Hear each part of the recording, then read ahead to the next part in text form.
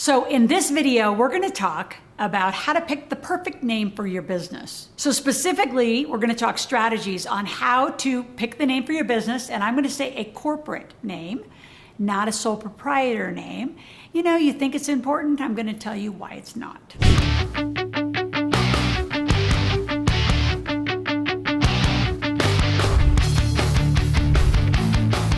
So the few things I'm going to talk about in this video, number one is how important is your business name? And number two, that perfect is an illusion. So there is no perfect name. I don't know how many people waste so much time trying to get to perfect. Number three, should you trademark it or not? Right? Is that important? So number four is the biggest mistake in people naming their business. And number five is how do you foolproof your company for a very long time? And why that is actually more important than the name. Ready? We got 5 things. Let's go. So number one is just coming up with your business name. A lot of people make the mistake in saying, well, it's got to be what the company is. Well, here's some new news. The truth is the company is the company. Now, let's make a big distinction again. Sole proprietor is just you. That means you and your social security number. The company has its own tax ID number. So what we're naming is the company, right? Not the sole proprietor business. In fact, sole proprietor to me means suffering. You should never be a sole proprietor. So inside your company structure, you have to remember a lot of things that no one teaches you about naming this. So I'll use myself as an example. 21 years old, I got my first company. It was a C Corp in Nevada. And then right after that, I got a California company, an S Corp, and I got some LLCs in California. I got a bunch of LLCs in Oklahoma. I did it very quickly because I wanted to be a millionaire, right? So I did a lot. And I was probably just like you, all worried about their names, and it had to have significance, and it had to be amazing. The truth is none of that matters. Here's what matters, the company and the company aging. So it is more important that you have long financial history inside the company. So if you have a company and you call it ABC, well, right now you could call it ABC LLC, ABC C Corp, ABC S Corp, doesn't matter. I don't care what ABC means. The difference is in that company, you're gonna now have a tax ID number, which allows you to get corporate credit cards, financial, like banking, merchant service. Now this company is doing business and moving financial transactions through it. You as an individual, if you have a job, right, that's going to your personal bank account, you might be an employee of this company, so you might get some more money, but you are not going to be doing the financial transactions as much as your business is. And here's the deal, and I was taught this by a brilliant mentor of mine. I have never taken a company down. That company that I formed when I was 21, what I sold inside of it, it was called Global Health Choices or something like that. And I sold some water bottles thing. I was an exercise physiologist, still am by trade, but I was about to take it down because I kind of got rid of the business. I sold the inventory. And he's like, don't ever take down a company. He said, think of every company that you do. He said, you're going to put it in the air, and you're going to put another one in the air, and never land your plane. Is what I learned. So what does that mean to you? So ABC company. So say today, like my company was a water bottle company, right? A high level filtered water bottle company. I mean, these sold for hundreds of dollars back in the day. Then it became a real estate company. So I didn't take and close that company or change the name. See, you're all like hung up on the name. The name is the least of your concerns. The financial structure is the biggest concern and the biggest value that you're buying. So you say, well, what do I do if I open a company called Global Health Choices? Well, you do what's called the DBA, doing business as. It's a little form you go down to your county clerk, right at the city county office, and it's called the DBA. Fictitious name agreement is the other name for it, and you're going to go get it, and you're just going to say doing business as whatever you want to do business as. And this is where your SEO and your URLs come in. So if you want to have a .com that is easily searchable and people are going to run through your store, or they're going to write you checks, so they're going to send you wires in the name of that business, you just give it the new name. Let's just say you go through version 2 of whatever this company is, and 3 or 4 years later, that company closes. So you just close all that off, you just let it sit.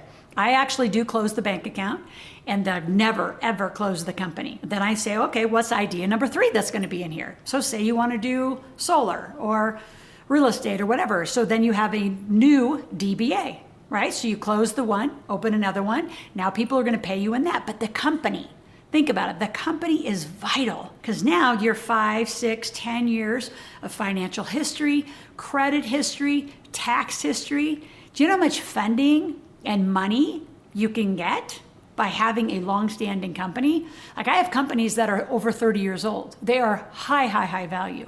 So the name isn't where you need to be concerned. You never land the plane. Even in partnerships, let me give you another example. So I have partnerships. I'll give you a real one right now. I'm about to launch our book, How to Make Your Kids Millionaires. It's going to come out Feb 1 of 2022. And my partner is a retired lieutenant colonel from the Air Force fighter pilot, made his kids millionaires, very different than I made my kids millionaires. Together we wrote this book. And it came down to the entity. We got to put our operating agreement, we got to put our deal together. And he said, well, I want to do a new company. I said, oh no, let's take one of mine off the shelf that I've used before. And I'll indemnify all of you. And it has a very different name. And I said, well, just put a DBA, How to Make Your Kids Millionaires, because that's what people will pay us for. So we're using a company that's been in existence for over 15 years on a brand new project, a brand new partner, brand new operating agreement. So I know that's more of a lesson of corporate structure, but I can tell you the name is the least of your concerns. So that's like a big part, getting it perfect. So let's go to the second thing I want to talk about. There's like some of you, and especially you women, you're so worried about the name. In fact, you'll come to me and say, I want to open a company, and it takes months for you to come up with the perfect name. I always say perfect means poverty. I mean, you're never going to be perfect. It's never going to be exact. And I just gave you the reason why the name isn't the critical part of it, right? You can always DBA and move on. So before I come up with my third point, which is critical because it's going to counter some of my other advice, if you know people that are working to come up with the name, struggling to come up with the name, please share this video. Like, share it widely, let people know this is critical content and critical for their life. Now, point 3, should I trademark? Now we're getting different, like totally different conversation. So you got to think about Apple, Google, Facebook, right? Those are really strong trademark names. So if you're going to build that kind of company, here's what I can tell you. You're going to come up with a big front-facing brand. It's going to be a management, a big umbrella company. Guess what? Behind it is a whole bunch of sub-companies, and I promise you they don't care what those names are. So yes, if you're going to come up with a big branded thing, whatever that thing is, absolutely, you're going to have that name, you're going to incorporate it properly. The reality of it being your total operating center of what you're building is not true. Like Chevron, for example. I worked for Chevron for years. Chevron is the big branded IPO company that has subsidiaries of refineries, of oil wells, of all these subsidiary companies. And I can promise you those names are the ones that I was talking about earlier in the video that matter less. So yes, if you are going for it in that kind of a structure, which that depends on you, depends on the business.